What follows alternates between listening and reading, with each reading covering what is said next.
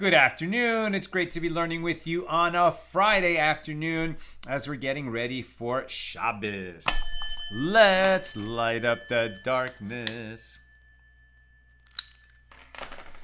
Who's in the house? Yehudit in South Carolina, Gordo in Scotland, Joe in the Inland Empire, Bella in Florida, Bill in Mid-Missouri, Renee in Indiana, Guy in Ohio, Chaim in Florida, Ella's in the house, Franco in Trieste, Italy. Love these Fridays where we can get our friends from across the pond in live.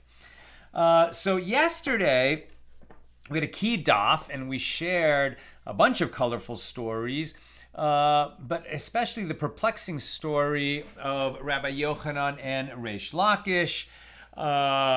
Wonderful how they met, colorful certainly, but the idea that Rabbi Yochanan recognized in Reish Lakish, who at the time was a bandit, his potential, his incredible potential, and even, brought him in and married off his sister to him, educated him, eventually raised him up to be a rabbi.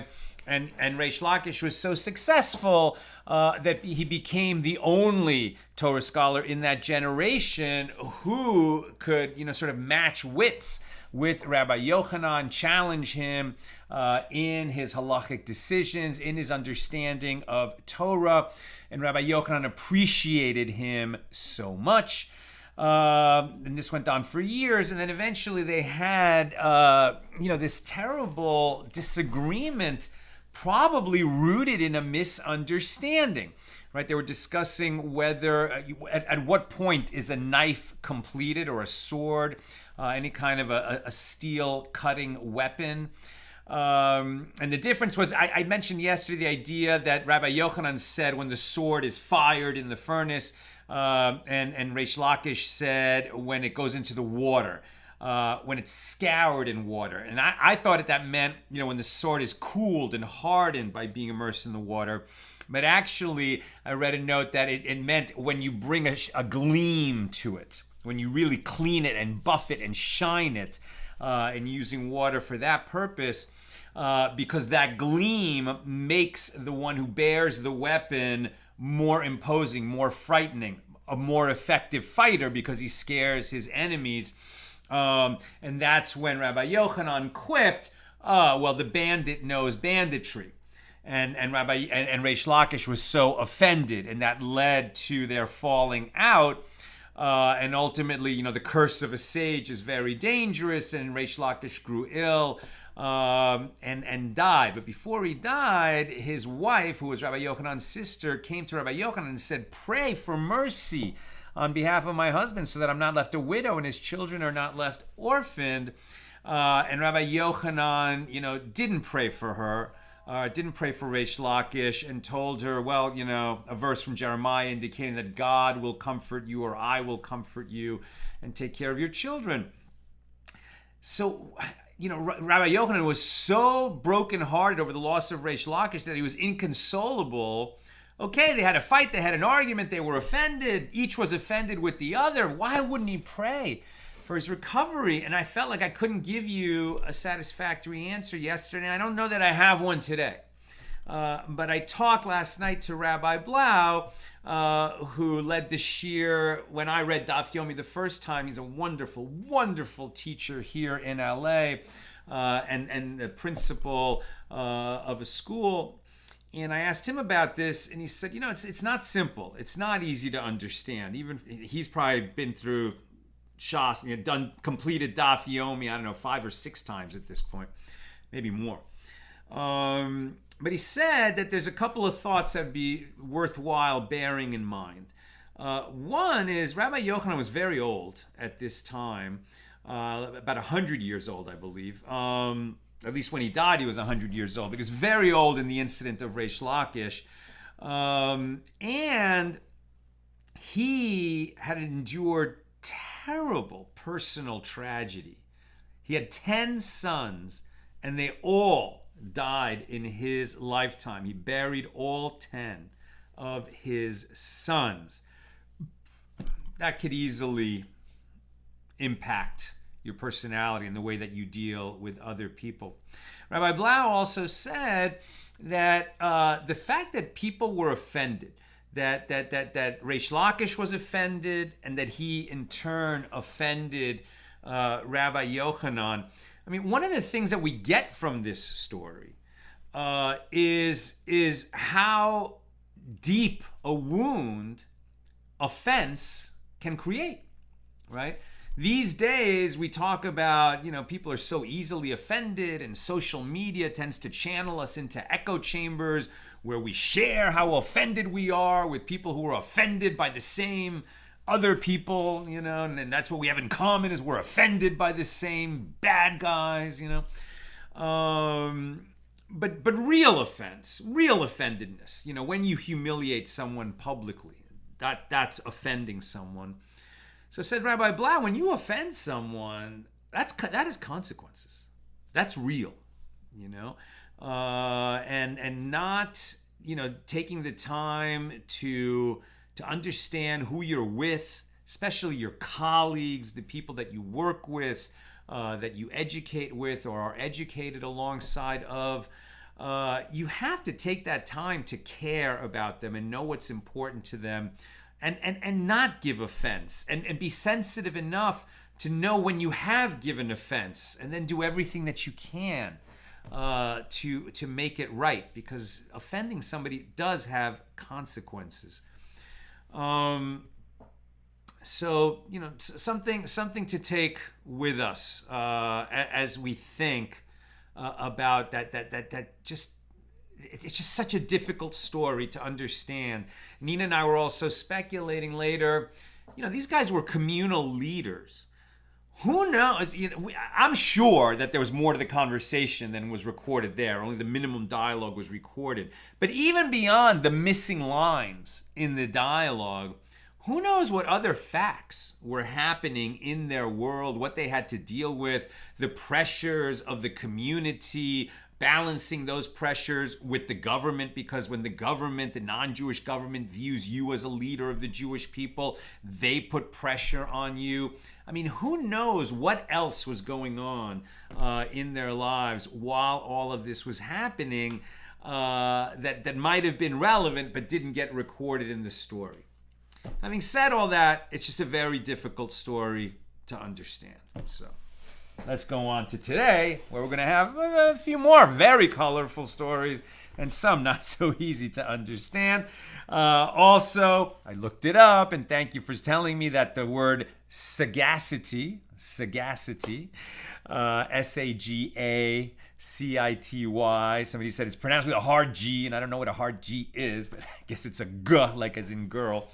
So the word is sagacity. Thank you. Okay. 85a, our daf is page 85 here in Tractate Bava Metzia, the 22nd volume of the Talmud, continuing our discussion of Mishna number 1 here in chapter 7. We're about halfway, about a third of the way into page 85a. And the Gemara continues discussing Rebbi's relationship with Rabbi Elazar, the son of Rabbi Shimon. So as we learned yesterday toward the end of the class, they were initially very close, but ended up having a somewhat contentious relationship. Rebbi was Rabbi Yehuda Hanasi. He became the Nasi, that's why he has that name, and he was the son of the Nasi, Rabbi Shimon ben Gamliel, who was the leader of the Sanhedrin in the previous generation. These two were the bright young lights when they came up, and even the older sages, the leading sages of the generation, recognized the brilliance of Rebbi. Rabbi Yehuda Hanasi came to be known as Rebbi, and Rabbi Elazar, the son of Rabbi Shimon. And as I mentioned yesterday, Rabbi Elazar was the son of Rabbi Shimon Bar Yochai, who is credited with, bringing down the basis of Jewish mysticism that became the core of the Zohar, the sort of fundamental text of Jewish mysticism. And Rabbi Elazar had this experience of being exiled, right, on the run from the Roman authorities and hiding in a cave for 13 years with his father, Rabbi Shimon Bar Yochai, just sort of bringing down the mysteries of the universe, discovering them together through their close Torah study. That became so intense that, they obviously, how could they reveal these Jewish mystical secrets? They had access to them, right? They didn't come out of it just intellectualizing it. They had some kind of profound, extended mystical experience and came to understand what the upper worlds were like, at least in relation to the lower worlds. I mean, no one can really understand the upper worlds, but they had more of a peek beyond the veil than anyone had had before, with the possible exception of Moses. So, what do we have here? So now we're talking about Rebbi and Rabbi Elazar, right? These two. So Rebbi and Rabbi Elazar. Once Rebbi arrived at the place of Rabbi Elazar, the son of Rabbi Shimon, and he said to the locals, right? So where he was the rabbi, he said to the locals, "Does that righteous person have a son?" This is presumably after Rabbi Elazar had passed away. "Does that righteous person have a son?" And they said to him, "Yeah, he has a son who is wayward." Not only was the son of Rabbi Elazar, the son of Rabbi Shimon bar Yochai, so the grandson of Rabbi Shimon bar Yochai, not only was he not a Torah scholar at this point in his life, but he has a son who is wayward. And any prostitute who hires herself out to others for 2 coins hires him for 8 due to his handsomeness. Whoa. So he's this incredibly handsome, charismatic, bright kid who's so wayward that, he'll sleep with anyone for money. And who comes to him? I mean, it's not like most people were not frequenting prostitutes, but the prostitutes themselves save up their money so that they can be with this young man. Oy. He has a son who is wayward, and any prostitute who hires herself out to others for 2 coins hires him for 8 due to his handsomeness. Upon hearing this report, Rebbi resolved to extricate the son of Rabbi Elazar from this plight. And he brought him back with him and ordained him as a rabbi and gave him over to Rabbi Shimon ben Issi ben Lakonya, the brother of the boy's mother, to teach him Torah. So Rebbi is going to rescue this young man from that sordid life. And what's fascinating is it doesn't say that Rebbi adopted him, taught him Torah for many years, and then ordained him as a rabbi. No. It says that Rebbi recognized this kid's potential, brought him in, ordained him as a rabbi, and then got him the foremost Torah teacher. I mean, Rebbi had responsibilities. He couldn't do it himself, but he got him the best Torah teacher around for young people and, hired that guy as a private tutor for this young man. But interesting, right? To ordain him before he's had the Torah education. How could that happen? Each day, the boy would say, "I'm going back to my town," meaning to that lifestyle, because it was very difficult for him to study. Rabbi Shimon ben Issi ben Lakonya, right, his tutor, said to him, "You have been made wise, and a golden cloak has been spread over you when you were ordained by Rebbi, and you are now called by the title Rabbi. And yet you say, 'I'm going back to my town'?"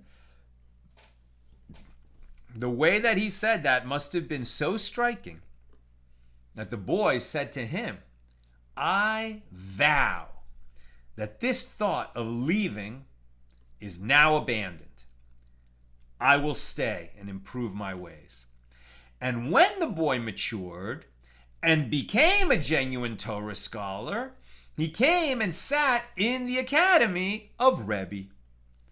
Rebbi heard his voice and said, "This voice is similar to the voice of Rabbi Elazar, the son of Rabbi Shimon." And those who were present said to him, "Yes, that's his son." Rebbi read the verse about him, "The fruit of the righteous is a tree of life, and he that is wise wins souls. Proverbs 11:30. And the Gemara explains, with regard to the phrase, the fruit of the righteous, that this is referring to Rabbi Yosei, the son of Rabbi Elazar, the son of Rabbi Shimon, who was the son of a righteous individual and became a great scholar in his own right. So this young man who was so wayward, he became Rabbi Yosei. Rabbi Yosei, are you kidding me? Rabbi Yosei? Rabbi Yosei is the one that the halacha is always like Rabbi Yosei because he was one of the greatest Torah scholars in all of the Talmud. When this Rabbi Yosei died, he was brought to his father's cave for burial. And a serpent encircled the entrance of the cave. Now, I'm not 100% sure that that's the same Rabbi Yosei, so I could be wrong about that. But anyway, he was certainly a great Torah scholar. So when this particular Rabbi Yosei died, he was brought to his father's cave for burial, right, where Rabbi Elazar was buried. And remember when they wanted to bury Rabbi Elazar in the same cave with his father, Rabbi Shimon Bar Yochai, the snake was in front of the cave and wouldn't let them enter. And they said, snake, let us enter. We're going to bury this boy next to this Torah scholar next to his father. And the snake let them enter. So now it's the grandson of Shimon Bar Yochai coming to the same cave. So when this Rabbi Yosei died, he was brought to his father's cave for burial. And a serpent encircled the entrance of the cave, denying any access. And those present said to it, serpent, serpent, open your mouth so that a son may enter next to his father. And the serpent did not open its mouth for them. And the people there thought that Rabbi Yosei was denied burial alongside his father, because this one, Rabbi Elazar, the son of Rabbi Shimon, was greater than that one, Rabbi Yosei. A divine voice emerged and said, it is not because this one is greater than that one. Rather, it is because this one, Rabbi Elazar, experienced the suffering of the cave, while that one, Rabbi Yosei, did not experience the suffering of the cave. The cave, in this case, doesn't mean the burial cave. It means that cave when Rabbi Shimon Bar Yochai and his son Rabbi Elazar were hiding from the Roman authorities and studying the mystical secrets of the universe for 13 years. That's the cave. So it's not that Rabbi Yosei didn't work hard at his Torah studies or lacked any kind of ability. It's that he didn't have that kind of experience forged in fire like Rabbi Elazar did. Nobody could match that. That was the same reason that Rebbi couldn't match the learning and scholarship of Rabbi Elazar, the son of Rabbi Shimon. The Gemara relates a similar incident. Once, Rebbi arrived at the place of Rabbi Tarfon, and he said to the townspeople, does that righteous person, Rabbi Tarfon, who would take an oath by the life of his children, have a son? Rabbi Tarfon was wont to take oaths by the lives of his children. They said to him, he does not have a son, but he has a grandson, a son from his daughter, and every prostitute who is hired for 2 coins hires him for 8.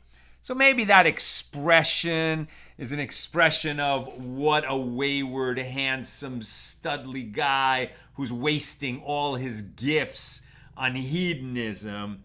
I don't know how many prostitutes he was actually sleeping with, but maybe that's a phrase that, captures that idea, okay? Since it was used about the son of Rabbi Tarfon as well. Now, the townspeople brought Rabbi Tarfon's grandson before Rebbi and said to him, if you repent from your evil ways, I will give you my daughter in marriage. And he repented, and he became a righteous individual. And there are those who say that he married Rebbi's daughter and subsequently divorced her. And there are those who say that he did not marry her at all, so that it would not be said about him that it was said for that woman that this man repented. He wanted it known that his teshuvah, his repentance, his return to Torah was genuine. It wasn't motivated just to get married. The Gemara asks, and why did Rebbi exert himself so much to save these wayward sons? It is because of that which Rav Yehuda says that Rav says. And some say that which Rabbi Chia bar Abba says that Rabbi Yochanan says. And some say that this saying comes from Rabbi Shmuel bar Nachmani, who says that Rabbi Yonasan says. Okay, that's That's the lineage. Now let's get to the content. Anyone who teaches Torah to the son of another person merits to sit and study in the heavenly academy.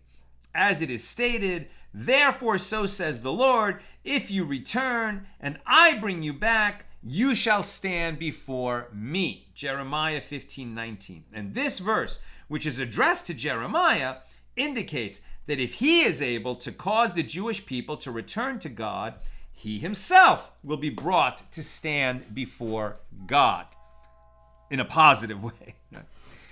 And anyone who teaches Torah, I guess, the wicked don't get that personal audience, as it were, with God. They're brought before the heavenly tribunal for judgment, but God isn't going to take the time, perhaps, to have this personal, one-on-one time with the wicked who come for judgment, the way he will with the righteous who come for judgment, and even more, the righteous who cause others to be righteous.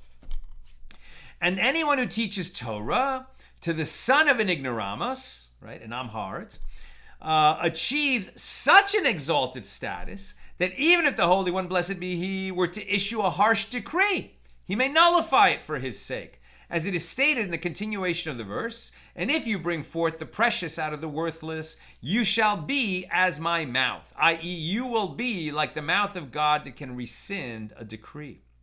The Gemara relates other statements pertaining to Torah scholars and their descendants.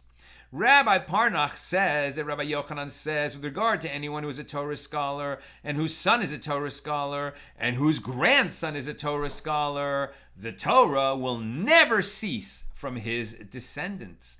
As it is stated from Isaiah 59:21, and as for me, this is my covenant, my spirit that is upon you, and my words which I have put in your mouth shall not depart out of your mouth, nor out of the mouth of your seed, nor out of the mouth of your seed's seed, says the Lord, from now and forever. And the Gemara asks, what is the significance of the phrase, says the Lord? And the Gemara answers that the Holy One, blessed be he, says, I am your guarantor in this matter.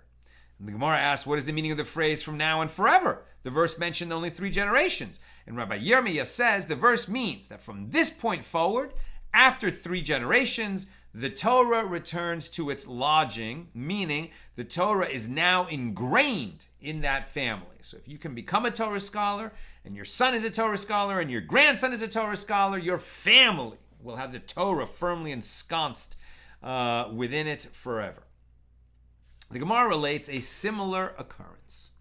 When Rabbi Zerah ascended from Babylonia to Eretz Yisrael, he fasted 100 fasts so that he would forget the Babylonian method of studying Gemara, so that it would not hinder him from adapting to the unique style of study prevalent in the land of Israel.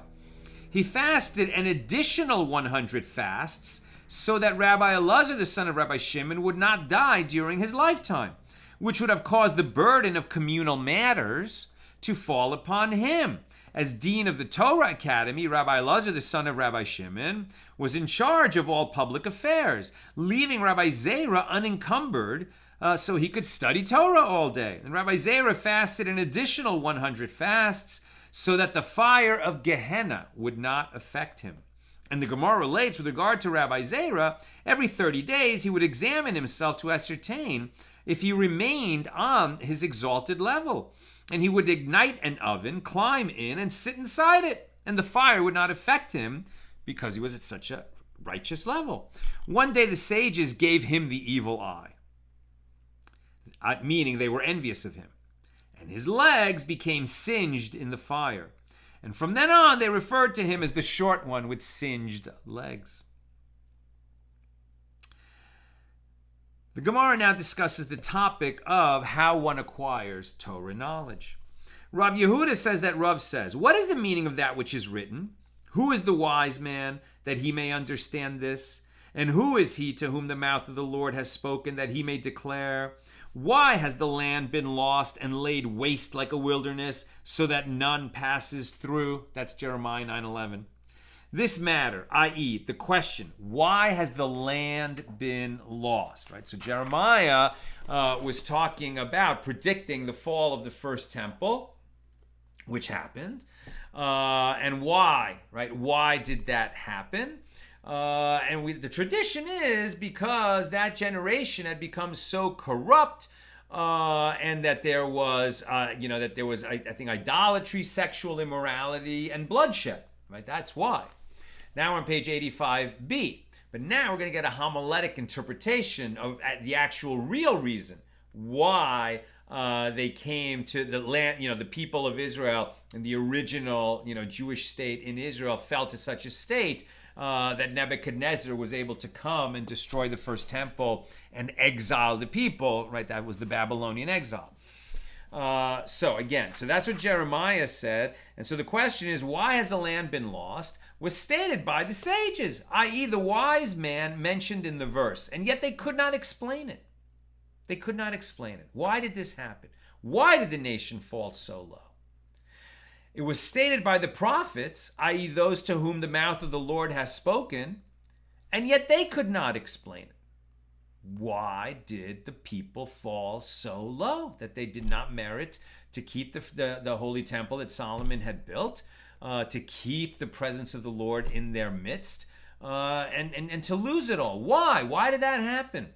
And no one could understand it until the Holy One, blessed be He, Himself explained it. As it is stated in the next verse of Jeremiah. And the Lord says, because they have forsaken my Torah, which I set before them. And Rabbi Yehuda says that Rav says, this does not mean that the Jewish people ceased Torah study altogether. There was Torah study still going on at the end of the first temple period. So what happened? Rabbi Yehuda says that Rav says, this does not mean that the Jewish people ceased Torah study altogether. Rather, they did not recite a blessing on the Torah prior to its study, as they did not regard Torah study as sacred endeavor. Yes, people were still studying Torah, but it had become rote. Some people would engage in it the way that they studied the Torah the way that they study other subjects. You even see this now, right? In the colleges, there's Bible study. Right? But they just think that the Bible, it's a nice book like the other books, God forbid. And we study it the way we study any literature. I took a course like that when I was in college. But the Bible is not a book like any other book. The Bible is not a book like any other book. And so when you engage in Torah study, you have to say a blessing first. And I confess, I don't always remember to do that. Now, generally, we say a blessing in our morning prayers. We say the blessing over Torah study. And then immediately we study some Torah, right? So in the prayer book, in the morning, immediately after you say that blessing, you'll recite the Shema, which is written in the Torah. And then you'll recite a Mishna, about these are the precepts that have no measure, right? No limit. Like giving charity, like bringing first fruits, etc. And then you'll recite a Gemara that these are the mitzvahs for which you'll receive a reward in this world, and the principle will remain for you in the world to come. And then there's a list of activities like visiting the sick, attending to a burial, dowering a bride, and then it ends, and the study of Torah is equivalent to them all. And you have to study, and the reason we say those passages immediately after saying the blessing is because you just said a blessing. Now, the importance of this isn't so much, you got to say a blessing just the way you say a blessing before you eat something. You got to say a blessing before you study Torah because that's what we're told to do. What it means is that it's dear to us, that the Torah has to be as dear to us as food, more so, right? It's more necessary even than food and water. But it has to be dear to us, right? And as we read these stories of how dear the Torah was to the sages, it's meant to inspire us, right? And it's because the Torah had become was present, but it wasn't valued in that way. And that's why the people became susceptible to bloodshed and sexual immorality and idolatry. It's because they didn't prize the Torah. And why is the Torah something we prize so much? Because it's direct communication to us from God. When we pray, we speak to God. When we learn Torah, God speaks to us. Right? God is sort of the strong silent type, and we're not prophets, and he's not always, talking to us in the language of words, but he's constantly speaking to all of us in the language of events. And the only way that you can start to understand that language and see God's hand in the world is if you're always learning about God through the Torah and what God's will is for us as he revealed it to us. Okay. Rav Chama says, what is the meaning of that which is written? In the heart of him that has discernment, wisdom rests. But in the inward part of fools, it makes itself known. Proverbs 14:33. So, in the heart of him who has discernment, wisdom rests. This is a Torah scholar, the son of a Torah scholar. But in the inward part of fools, it makes itself known. This is a Torah scholar, the son of an ignoramus. As his wisdom stands out in contrast to the foolishness of the rest of his family.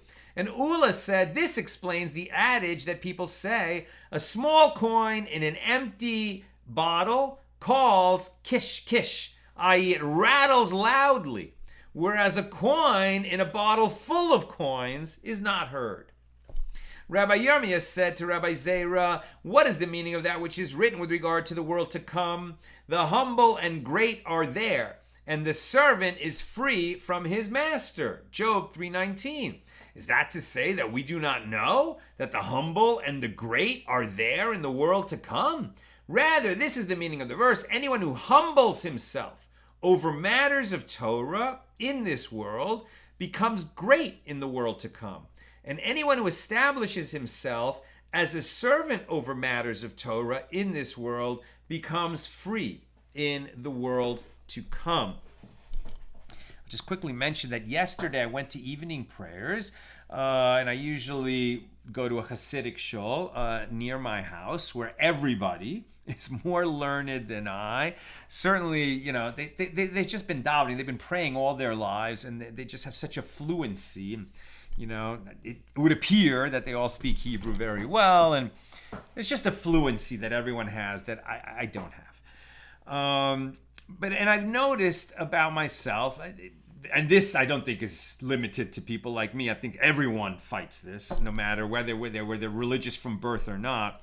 But that when you're praying, right? When we're praying, we just start to scan over the lines. And we might even make sure that our lips are moving, that we're kind of enunciating the words, and yet the mind can drift. Even because you've said the words 1,000 times, even if you're saying them, articulating them with your lips, your mind can be somewhere else. And I mean, a lot of great Rebbis have commented on that, and it's famous stories of saying, "Oh, where did you go on your trip?" What do you mean? I haven't gone away. Well, I just saw you go away while you were praying, right? But something that I did yesterday is, as I was praying, I was just with my finger, just tracing the Hebrew words. And I don't speak Hebrew very well, but I've studied the prayer book enough that I can basically know what I'm saying in Hebrew as I pray, especially Shemona Esrei, right? The Amidah. Now it's you really look like, amateur hour with your finger, going along every word to scan it. But two things happened. First of all, I was much more plugged in, and I was paying attention to what I was reading much more. And by the way, my friend Rabbi Yehuda told me about this, that some very famous Rebbi does the same thing with the finger, and he is a Rebbi, right? But another thing happened is that I was reading like this and more plugged in, and in the beginning feeling kind of self-conscious, like everybody must be looking at me like I'm such an idiot, but okay, I'm just gonna stick with it. And I humbled myself. I really humbled myself to try to stay plugged in. And you know what? When you do that, your prayer is like much more emotional. I mean, I felt much more connected to that prayer than I had in a long time. So give it a try. Might be of use to you. Okay, so where was I? Yes, so that was the story. Anyone who humbles himself over matters of Torah in this world becomes great in the world to come, and anyone who establishes himself as a servant over matters of Torah in this world becomes free in the world to come. Now, the Gemara continues discussing the greatness of the sages. Reish Lakish was demarcating burial caves of the sages. Kind of that same tradition of going to pray at the burial place of a Torah great, of a luminary, of a Rebbi. There's lots of people who make, pilgrimages. They're praying to God, but they're doing it at the place where some great tzaddik, some great righteous person was buried. And that's what Reish Lakish was doing, is establishing where these Torah scholars had been buried so that others could go and pray at those sites. So he was demarcating burial caves of the sages. And when he arrived at the cave of Rabbi Chia, the precise location of this grave eluded him. So Reish Lakish became distressed, and he was apparently unworthy of finding the grave. And he said, "Master of the universe, did I not analyze the Torah like Rabbi Chia did?" And a divine voice emerged and said to him, "You did analyze the Torah like him, but you did not disseminate Torah like him." It's wonderful to learn a lot of Torah, but if you're not teaching it. The Gemara relates when Rabbi Hanina and Rabbi Chia would debate matters of Torah, Rabbi Hanina would say to Rabbi Chia, "Do you think you can debate with me? Heaven forbid." Now, this exchange between Rabbi Hanina and Rabbi Chia, who were two of the greatest scholars ever, known not only for their scholarship but also for their piety, where they're now seeming to have a conversation where they're bragging to each other, which is the bigger scholar and a more, impactful person in the history of the Jewish people. I don't buy that they had this conversation. I think what they're saying is, what's really happening here is that they each had their disciples, right? And it's like the disciples are imagining this conversation, that their mentors, that their Rebbis might have had with each other. That's how I interpret this conversation. So when Rabbi Hanina and Rabbi Chia would debate matters of Torah, Rabbi Hanina would say to Rabbi Chia, "You think you can debate with me? Heaven forbid! If the Torah were forgotten by the Jewish people, I could restore it to the Jewish people with my powers of analysis and intellectual acumen." And Rabbi Chia said to Rabbi Hanina, "Do you think you could debate with me? You cannot compare yourself to me, as I am acting to ensure that the Torah will not be forgotten by the Jewish people. You could restore the Torah after it's been forgotten. I'm making sure it's never forgotten." Rabbi Chia elaborated, "What would I do to this end?" Right, so this is, which one goes first? Hanina says, "I could restore it if it was forgotten." Chia says, "I'm making sure it doesn't get forgotten." Right, so Chia is going to talk first. Chia says, "How do I make sure it's not forgotten? I go and I sow flax seeds, and I make nets with the flax. And then I hunt deer," right? You can't hunt with a bow and arrow because then you couldn't eat it, right? When you hunt, if you're kosher, right, you have to trap it, and then you make a kosher slaughter. So he hunts deer with a net, then he shechts it, right? And then he feeds their meat to orphans. Now I prepare parchment from the hides of the deer, and I write the 5 books of the Torah on them. I go to a city and I teach 5 children the 5 books, 1 book per child, and I teach 6 other children the 6 orders of the Mishna, and I say to them, until I return and come here, read each other the Torah and teach each other the Mishnah, and this is how I act to ensure that the Torah will not be forgotten by the Jewish people. Interesting, you would think that he would go and teach adults what they don't know so that they could transmit it to the children. But maybe by the time they're adults, it's a little bit too difficult, right? And when he finds these orphans who are younger and more impressionable, then he's able to not only teach them Torah, but to teach them, how great Torah is, and how to love Torah, and they grow up in Torah, and then they're more likely perhaps to disseminate it. And the Gemara notes that this is what Rebbi said. How great are the deeds of Rabbi Chia? Rabbi Yishmael, the son of Rabbi Yosei, said to Rebbi, are his deeds greater than the master's, meaning yours? Right? So Rabbi Yishmael is asking Rebbi, are you saying that Rabbi Chia's deeds are greater than yours? And Rebbi said to him, yes. Rabbi Yishmael persisted, are they even greater than those of my father, Rabbi Yosei? And Rebbi said to him, heaven forbid, such a statement shall not be heard among the Jewish people, that someone is greater than your father, Rabbi Yosei. The Gemara continues discussing the greatness of Rabbi Chia.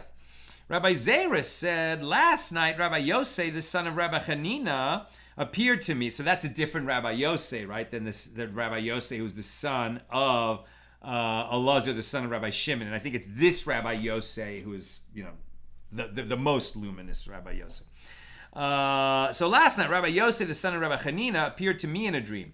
And I said to him, near whom are you placed in the upper realms? And he said to me, near Rabbi Yochanan, elevated company. I asked, and Rabbi Yochanan, who is he near? And he said, he is near Rabbi Yanai. And I asked, and Rabbi Yanai, who is he near? They said, Rabbi Hanina. And Rabbi Hanina, who is he near to? And he is near Rabbi Chia, right? So Rabbi Chia, top level.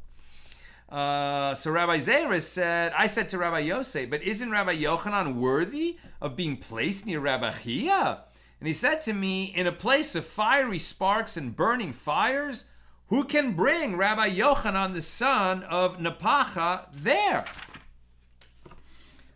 Rabbi Chaviva said, Rav Chaviva bar Sumakai said to me, I once saw one of the sages whom Elijah the prophet would visit, and his eyes looked beautiful and healthy in the morning, but appeared to be charred by fire in the evening. So the story's moving on. They didn't really get a note, like the great Rabbi Yochanan. What are we saying? He can't even approach Rabbi Chia. Why? It's not explained. Perhaps this is a little bit of a commentary on that, tough, difficult story that we read yesterday about Rabbi Yochanan, or perhaps we're speaking, it came in a dream from the upper realm, so I'm not going to question its authenticity in any way. But it's also that sometimes when they're making comparisons, you can't really compare people and their greatness. So again, it's sort of like the disciples of the various Rebbis, saying, our Rebbi's so great, our Rebbi's so great. And it's not really meant that they're trying to beat the other team. It's that in sort of engaging in this friendly debate, they're able to extol the great merits of their mentors, which inspires everybody to remember those attributes and try to emulate them. So, Rabbi Chaviva said that Rabbi Chaviva bar Surmake told me, I once saw one of the sages whom Elijah the prophet would visit, and his eyes looked beautiful and healthy in the morning, but appeared to be charred by fire in the evening. Right, so what's going on? That somebody's eyes are weakened during the day. Always healthy and bright in the morning, always a little bit weakened in the evening. Why? I said to him, what is this phenomenon? He said to me, I said to Elijah, show me the sages upon their ascension to the heavenly academy. Elijah said to me, you may gaze at all of them, except for those in the chariot of Rabbi Chia, upon whom you may not gaze. I asked Elijah, what are the signs of Rabbi Chia's chariot? So I will know not to look, right? When I get this, gift of viewing what's going on in the spiritual world, he's being told there's certain things you shouldn't look at, right? And one of them is the chariot of Rabbi Chia. So which is Rabbi Chia's chariot? So I'll know to look away. And Elijah said to him, angels accompany all of the other sages' chariots as they ascend and descend, except for the chariot of Rabbi Chia, which ascends and descends on its own accord due to his greatness. So the sage relating this story continued, I was unable to restrain myself, and I gazed upon the chariot of Rabbi Chia. 2 fiery flames came and struck that man, a euphemism for himself, and blinded his eyes. So the next day I went and prostrated myself on Rabbi Chia's burial cave in supplication. I said, I study the Baraisas of the Master. Rabbi Chia, please pray on my behalf. And my vision was healed, but my eyes remained scorched. The Gemara relates another incident involving Elijah the prophet. Elijah was often found in the academy of Rebbi. Right? So the Rebbi's academy was so august that even the prophet Elijah would come and learn there, or at least visit.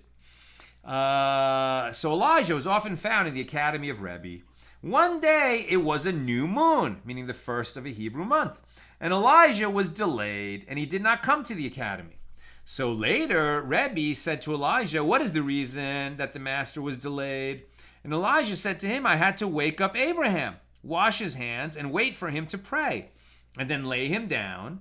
And similarly, I followed the same procedure for Isaac, and similarly for Jacob in turn.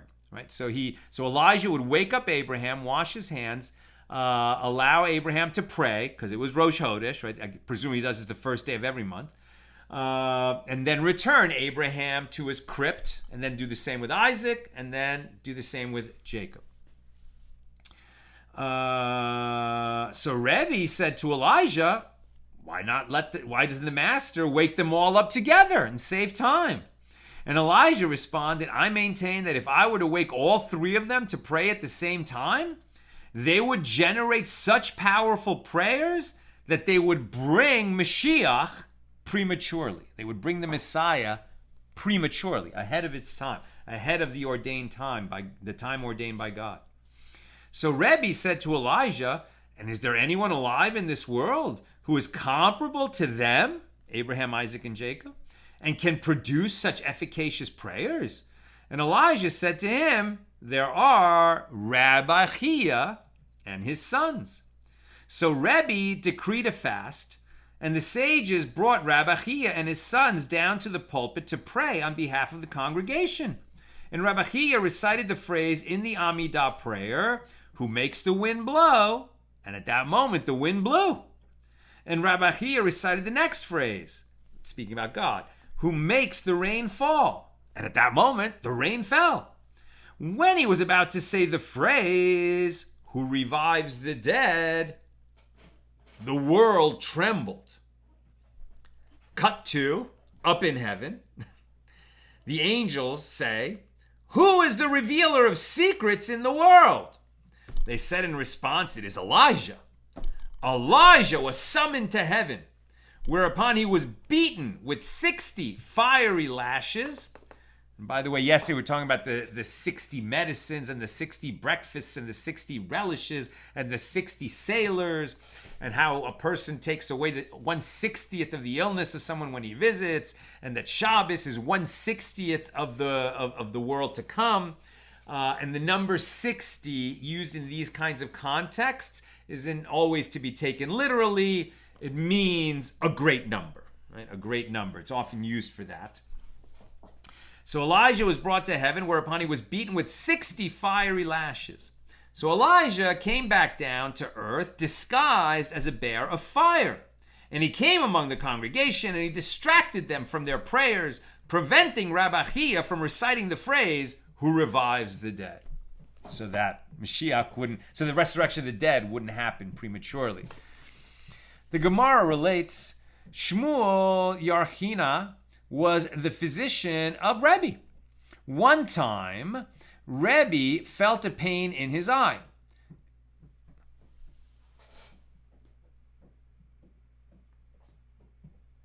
I don't know what's going on. There's some kind of flock of little animals or birds on the ceiling of my office. Okay, let me keep my focus here. Sorry about that. Shmuel Yarchina was the physician of Rebbi, and Rebbi felt a pain in his eye. Shmuel said to him, I will place some medication in your eye. Rebbi said to him, I cannot have medication placed directly in my eye. I'm afraid it will cause me too much pain. Rebbi was very sensitive. Shmuel said to him, I will apply a salve. Salve? S-A-L-V-E? Salve? How do you pronounce that word? I will apply a salve above your eye, not directly in it. Rebbi said to him, even that I cannot bear. Shmuel placed the medication in a tube of herbs beneath his pillow, and Rebbi was healed. You can get the sense that Rebbi is like he's so fine-tuned as a human being that he doesn't need a lot of medicine. It can have very adverse effects if he takes anything beyond the minimum dosage. Rebbi made efforts to ordain the wise Shmuel Yarchina as a rabbi, but he was unsuccessful, as Shmuel always demurred. Shmuel Yarchina said to him, the master should not be upset about my refusal, as I know that I am not destined to be ordained as a rabbi. I myself saw the book of Adam the first man, which contains the genealogy of the human race, and it is written in it that Shmuel Yarchina shall be called a wise physician, but he shall not be called a rabbi. And Rebbi's convalescence shall be through him. I also saw written there that Rebbi and Rabbi Nassan are the end of the Mishna, i.e. the last of the Tanaim, the redactors of the Mishnah, and that Rav Ashi and Ravina are the end of instruction, i.e. the end of the period of the Amoraim, the redacting of the Talmud, which occurred after the period of the Tanaim. So perhaps he had this foresight, that's what it says here, to see when the Talmud would be closed hundreds of years right before that happened. I am almost done. Questions or comments, please get them in now. And your mnemonic to remember that Rav Ashi and Ravina redacted the Talmud in the same way that Rebbi redacted the Mishnah is the verse from Psalm 73. Until I entered into the sanctuary, Mikdashe, of God, the sanctuary of God. So the sanctuary in this possessive state is Mikdashe. So until I entered into the sanctuary of God and considered their end. And the word considered is avina. So you have Mikdashi, right, like Ashi, and avina, like Ravina, right? So the sanctuary Mikdashi alludes to Rav Ashi, while the term avina alludes to Ravina, which is a contraction of Rav Avina. And the phrase, their end, is interpreted as a reference to the redacting of the Talmud. And that concludes our journey for today through page 85. We're near the top of page 86. And God willing, we'll pick this up tomorrow night when Shabbos ends here in LA. I've been managing to get on the air lately by about 9:30, even though it's later every week that Shabbos ends. But I'll aim 9:30, 9:35 if I can tomorrow night, 9:35 p.m. And just a note, we'll definitely, with God's help, we'll have class tomorrow, Saturday night. Sunday, no class. Nina and I are going on a short trip, Sunday to Tuesday. We know we can't teach the class on Sunday and Tuesday. I'm going to see if it's possible to teach on Monday. This would depend on if there's Wi-Fi at our destination that's stable enough, to have an hour-long video streaming live. So I'm not sure. So possible class on Monday, but definitely there's not going to be class, as far as I know, on Sunday and Tuesday. Okay? We'll take a couple of questions. Joe, regarding yesterday's class, is watching Forged in Fire. A blade is best cooled in oil, as water would cool it too quickly. Thank you. Very good. Good to know. And Bill says, I have to imagine that days when Elijah showed up are always fraught in the study hall. Ask any teacher how they feel about when the principal or superintendent comes and visits for a review, and then turn that anxiety up to 11. Very good. You're trying to teach Torah the way we've worked it out through our interpretations, etc. And here's Elijah the prophet who has the answer. Right? That's what Elijah's known for. He has the answer to every halachic question, but he just sits in the back and doesn't offer. Very good. Oh, thank you, Bill. Salves, like S-A-L-V-E, rhymes with halves. So salves, halves, salves. So a salve. Thank you. Very good. That's what I got for us today.